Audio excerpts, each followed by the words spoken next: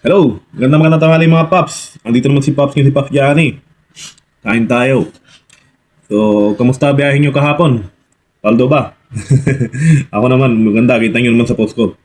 So, okay, maraming salamat sa Diyos sa pagkain. Lalo-lalo sa mga viewers ko, yung mga ganda comment sa akin.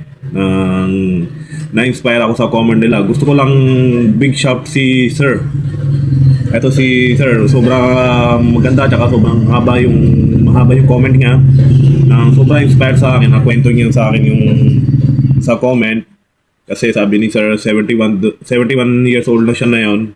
Yung dati ano daw siya umaga nagtatrabaho, nagwe-welding, tapos gabi nagtra-tricycle daw siya para po buhayin po yung tatlo anak niya. Ngayon, successful na siya sa buhay niya, mga anak niya. Yung isa daw na ano na nurse na sa Amerika, yung isa engineer na, tapos yung isa rin na maganda na yung trabaho dito. So, dahil sa ginawa ni Sir na sobrang sikap, sobrang masipag siya, na successful na po yung mga buhay na anak niya. Tapos ano, gusto ko lang siya ng sobrang big shout out. Kasi dahil sa kanya, lalo ako na-inspire na yon. Kasi minsan, kahit ako na ano rin ako nasusuko rin ako eh. Siyempre, alam niyo naman trabaho ko, umaga, iba, maninigal, tapos sunod, bibiyahe pa.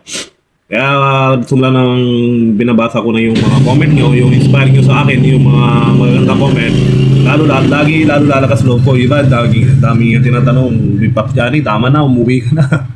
Siyempre, may kanya-kanya tayo sa buhay natin na, di ba? Yung kailangan natin gawin para sa anak natin. Kaya pag gano'n, kahit anong nangyari, huwag tayo susuko sana. Huwag tayo susuko. Sisipag tayo para sa mga pamilya natin, para sa mga anak natin. Parang narating nila yung ano nila, yung pangarap nila. Siyempre, pag nakita na natin, pag namatanda na tayo, kagaya kay Sir, 71-year-old na daw siya, pag tayo na papunta sa ganito age, pag nakita na natin yung mga anak natin na successful na, sobrang masaya, di ba? Sobrang maganda pakiramdam sa atin.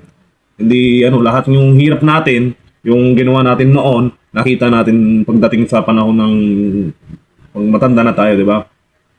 Sobrang maganda pakiramdam sa atin. Tapos, siyempre, kasama na dun yung dasal.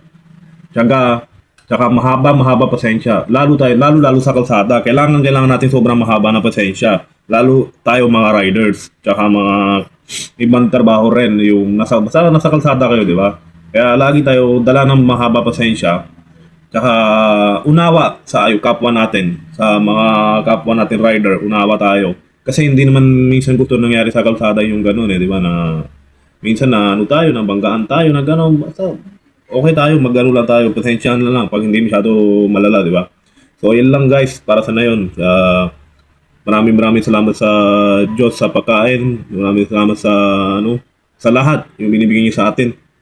So, kayo rin, okay, kakain na ako na yun. Pagkatapos kain, babayahin na ako mamaya para paldo na maulit.